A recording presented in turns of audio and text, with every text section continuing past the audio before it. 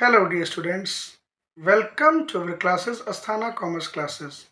Today, we will discuss the subject Business Law of CA Foundation, and our topic is very important regarding the examination of June 23. आप जैसा कि जानते हैं कि जो business law का पेपर है, स्पेशली ये पेपर रूल्स, सेक्शंस, उसकी एक्सेप्शंस और केस लॉ पे बेस्ड होता है। तो आज हम इसी से संबंधित एक टॉपिक को डिस्कस करेंगे। जैसा कि आपने पहले पढ़ा है, section 10 of the Indian contract act हमको बताता है essential elements of a valid contract. एक कॉन्ट्रैक्ट को वैलिड होने के लिए कौन कौन से अति आवश्यक तत्व हैं। तो उसमें आपने पढ़ा था सबसे पहले agreement, free consent, competency to parties, lawful consideration, lawful object and not expressly declared to be void। ये 6 पॉइंट्स दिए गए थे उसमें। इसी में आज हम अपना पॉइंट उठाते हैं lawful consideration। तो सबसे पहले हम जानते हैं कि हमें कंसिडरेशन के बारे में मालूम होना चाहिए। कंसिडरेशन यानी कि प्रतिफल। इंडियन कॉन्ट्रैक्ट एक्ट की सेक्शन 2D के अंतर्गत प्रतिफल के बारे में बताया गया है, कंसिडरेशन के बारे में बताया गया है। कंसिडरेशन का मतलब बताया गया है बदले में कुछ, यानी प्रतिफल जो होना चाहिए वो कुछ ना कुछ बदले में हमें मिलना चाहिए। Consideration means quid pro Q, that is something in return. It may not be essential that consideration must be adequate. ये जरूरी नहीं है कि जो प्रतिफल है वो पर्याप्त ही हो, लेकिन प्रतिफल बदले में कुछ ना कुछ होना जरूर चाहिए।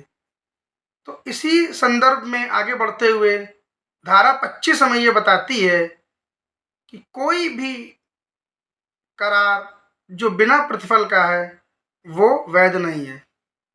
इसका मतलब समझिए, N agreement without consideration is void. ये एक रूल है जो सेक्शन 25 ने हमको बताया कि बिना प्रतिफल के जो करार होते हैं वो वैध नहीं होते हैं। अब इस रूल की एक्सेप्शन एग्जाम में अक्सर पूछता है, तो वो एक्सेप्शन पर आज हम ध्यान देंगे। Exception to this rule, there are 7 type of exceptions. 7 प्रकार की अपवाद दिए गए हैं जहां पर बिना प्रतिफल का करार भी वैध माना गया है। यानी इन 7 कंडीशंस में अगर कंसिडरेशन नहीं भी है तब भी हमारा जो एग्रीमेंट है, जो करार है, वो वॉइड नहीं होगा बल्कि वैलिड माना जाएगा। तो इन 7 पॉइंट्स को हमें समझना है। पहला पॉइंट है नेचुरल लव एंड अफेक्शन। इसका मतलब है स्वाभाविक स्नेह एवं प्रेम। दूसरा पॉइंट है compensation for past voluntary services, यानी कि जो भूतकाल में स्वेच्छा से सेवाएं दी गई हैं उसके बदले में क्षतिपूर्ति। तीसरा पॉइंट है payment for time barred debts, काल बाधित ऋणों का भुगतान। चौथा पॉइंट है एजेंसी। इसमें एजेंसी संबंधी एजेंट और उसका जो नियोक्ता यानी एजेंट और प्रिंसिपल के बीच के जो पॉइंट्स आते हैं वो इसमें बताए जाएंगे। एजेंसी के बाद आता है कंप्लीटेड गिफ्ट्स। कंप्लीटेड गिफ्ट्स का मतलब क्या होता है कि ऐसे उपहार जो पूर्ण रूप से एक्चुअल में प्रदान किए गए हैं डोनी और डोनर के बीच में। उसके बाद आता है बेलमेंट। बेलमेंट के बाद आता है हमारा चैरिटी। तो अब हम एक एक पॉइंट को डिस्कस करेंगे। पहला पॉइंट है नेचुरल लव एंड अफेक्शन। ये जो अपवाद दिया गया है धारा 25 की उपधारा 1 के अंतर्गत दिया गया है। सेक्शन 25 सब सेक्शन 1 के अंतर्गत नेचुरल लव एंड अफेक्शन के बारे में बताया गया है। तो देखिए, नेचुरल लव एंड अफेक्शन यानी स्वाभाविक स्नेह एवं प्रेम, ये परस्पर उन दो पक्षों के बीच में होना चाहिए। वो पक्ष जो होंगे वो काफी जो क्लोज रिलेशन के होंगे, जैसे कि माता पिता, भाई बहन, पिता पुत्र, पति पत्नी। तो इस प्रकार के जो संबंध हैं, एक प्रकार से इनको ब्लड रिलेशन भी मान सकते हैं। इस प्रकार के जो संबंध हैं उनमें स्वाभाविक प्रेम और स्नेह होता है। जैसे कि मान लीजिए एक पिता ने अपने पुत्र को कोई संपत्ति ट्रांसफ़र कर दी बिना कोई प्रतिफल लिए, तो ये इसमें आएगा। लेकिन इसमें इम्पोर्टेंट पॉइंट ध्यान रखना है कि इस प्रकार के जब भी एग्रीमेंट किए जाएंगे तो वो लिखित में होने चाहिए, यानी इट मस्ट बी रिटन। उन्हें लॉ में रजिस्टर्ड कराना पड़ेगा, उनका पंजीकरण होना चाहिए, नियर रिलेशनशिप होनी चाहिए, तभी नेचुरल लव एंड अफेक्शन का एक्सेप्शन लागू होता है। सेकंड पॉइंट है compensation for past voluntary services. इसका मतलब ये हुआ कि किसी व्यक्ति ने हमारे लिए भूतकाल में कुछ सेवाएं स्वेच्छा से दी थी, हमारे लिए कुछ सेवाएं उसने हमें भूतकाल में प्रदान कर रखी थी। आज हम सक्षम हो गए हैं, हम उन सेवाओं के बदले में उसे कुछ क्षतिपूर्ति देना चाह रहे हैं। तो जब इस वक्त हम क्षतिपूर्ति दे रहे हैं तो अब हमें कोई प्रतिफल नहीं मिल रहा क्षतिपूर्ति के बदले में, क्योंकि प्रतिफल तो हमें एक्चुअल में देखा जाए तो पहले ही मिल चुका, जो उसने हमें पास्ट वॉलंटरी सर्विसेज हमारे लिए दी थी। इसी प्रकार जो तीसरा पॉइंट है, तो ये जो सेकंड पॉइंट आपका आया था compensation for past voluntary services, इसमें आपकी सेक्शन लगती सेक्शन 25 सबसेक्शन 2। तीसरा पॉइंट है payment for time barred debts, यानी काल बाधित ऋणों के भुगतान के लिए जो नियम लगता है। तो धारा 25 उपधारा 3 यानी सेक्शन 25 सबसेक्शन 3 इसके बारे में बताती है। तो इसको समझते हैं। देखिए लिमिटेशन पीरियड के अंतर्गत इसमें 3 साल का समय माना जाता है। तो काल बाधित ऋण का मतलब है कि जहां पर हमारा पेमेंट टाइम बार्ड हो रहा हो और हम पेमेंट देने की पोजीशन में अगर नहीं है, तो देखिए हमने डेप्ट पहले ले रखा है, ऋण पहले ले रखा है, अभी हमें उसे चुकाना है।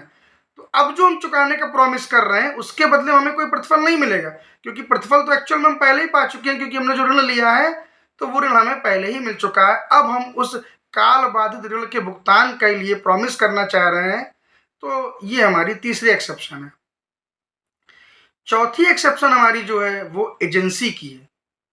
तो एजेंसी में क्या होता है, एक प्रिंसिपल होता है, एक एजेंट होता है। तो प्रिंसिपल क्या करता है, अपना जो गुड्स है वो एजेंट को देता है कि भाई तुम मेरे बिहाफ में इस गुड्स को बेचो। तो प्रिंसिपल जब गुड्स ट्रांसफर करता है एजेंट को तो तुरंत ही बदले में उसे कुछ नहीं मिल जाता, कोई कंसिडरेशन तुरंत नहीं मिलता।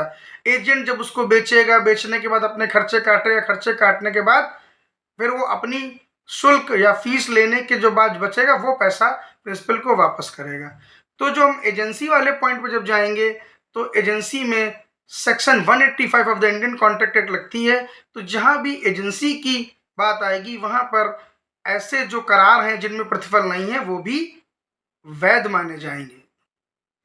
फिर हमारा जो अगला पॉइंट है वो है कंप्लीटेड गिफ्ट्स। कंप्लीटेड गिफ्ट्स का मतलब है कि एक्चुअल में पूर्ण रूप से उपहार दिया गया। तो जहां पर भी डोनर और डोनी के बीच में कंप्लीटेड गिफ्ट्स का कॉन्सेप्ट आएगा, वहां पर क्या होगा, कंसिडरेशन की जरूरत नहीं है। क्यों नहीं है, क्योंकि देखिए जब कोई व्यक्ति किसी को उपहार देता है तो उस उपहार के बदले में कोई धनराशि नहीं प्राप्त करता। माना कि आपने अपने मित्र को कोई वस्तु उपहार में दी, तो जब आप उपहार देते हैं तो बदले में आप उससे धनराशि की अपेक्षा नहीं करते। तो यहाँ पर बिना प्रतिफल का जो इस प्रकार के करार हैं वो सारे के सारे वैध माने जाएंगे। तो ये हमारा अगला पॉइंट था। तो अभी तक आपने नेचुरल लव एंड अफेक्शन पढ़ लिया, compensation for past voluntary services पढ़ लिया, promise to pay time barred debts पढ़ लिया, आपने एजेंसी पढ़ ली, आपने कंप्लीटेड गिफ्ट्स पढ़ लिया। इसके बाद जो नेक्स्ट पॉइंट है वो है बेलमेंट। देखिए कि बहुत इंपॉर्टेंट पॉइंट है, section 148 of the Indian contract इसके बारे में क्या बताता है।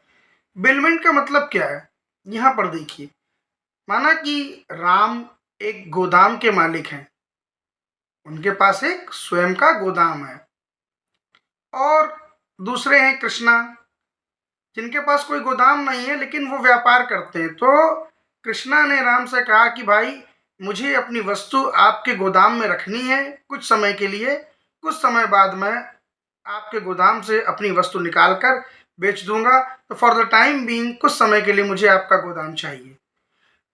तो यहाँ पे राम ने अपने गोदाम की चाबी कृष्णा को सौंप दी कि भाई आप अपनी वस्तु हमारे गोदाम में रख सकते हैं जब तक आपका कार्य पूरा ना हो जाए, फिर आप अपना वस्तु हटा के इसको बेच दीजिएगा अपने जो आपकी वस्तु है। तो यहाँ पर ध्यान देने वाली बात यह है कि जो गोदाम की चाबी राम ने कृष्णा को दी है, उसके बदले में कृष्णा को केवल गोदाम में वस्तु रखने का अधिकार प्राप्त हुआ है, ना कि उन्हें गोदाम का ही पूरा ओनरशिप मिल गई। गोदाम का स्वामित्व ट्रांसफर नहीं हुआ है, केवल गोदाम को यूज करने की जो उनके लिए परमिशन है वो राम ने उन्हें दी है।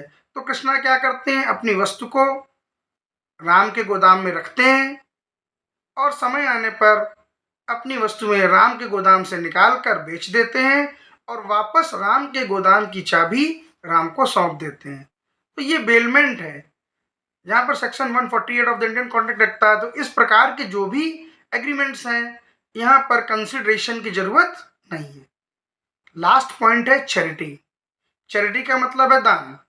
तो देखिए, जहां पर कोई व्यक्ति किसी को ये वचन देता है कि मैं कुछ संपत्ति दान में दे दूंगा, तो जब वो दान में देगा तो निश्चित बात है कि दान के बदले उसे कोई प्रतिफल प्राप्त नहीं होगा। तो दान के जहां पे एग्रीमेंट्स हैं, वहां पर भी कंसिडरेशन की जरूरत नहीं है, यानी बिना प्रतिफल के ये प्रकार के जो करार हैं ये भी वैध माने जाएंगे। और इसमें एक लीडिंग केस आता है केदारनाथ वर्सेस गौरी मोहम्मद का। तो आज आपने जो ये स्पेशल क्वेश्चन पढ़ा है कि exception to the rule that an agreement without consideration is void, तो इसके जो एक्सेप्शंस थे आपने वो 7 एक्सेप्शंस पढ़ लिए हैं, एक बार रिवाइज कर लीजिए। Natural love and affection, section 25 subsection 1। Compensation for past voluntary services, section 25 subsection 2। Promise to pay time barred डेप्ट, सेक्शन 25 सबसेक्शन 3। उसके बाद नंबर चौथा पॉइंट था आपका agency, section 185 of the Indian contract act. फिर आपका एक पॉइंट था कंप्लीटेड गिफ्ट्स। कंप्लीट गिफ्ट्स के बाद आपका एक पॉइंट आया था bailment, section 148 of the Indian contract act. उसके बाद आपने पढ़ा था चैरिटी, जिसमें आपको केदारनाथ वर्सेस गौरी मोहम्मद के केस का डिस्क्रिप्शन देना है। Thank you for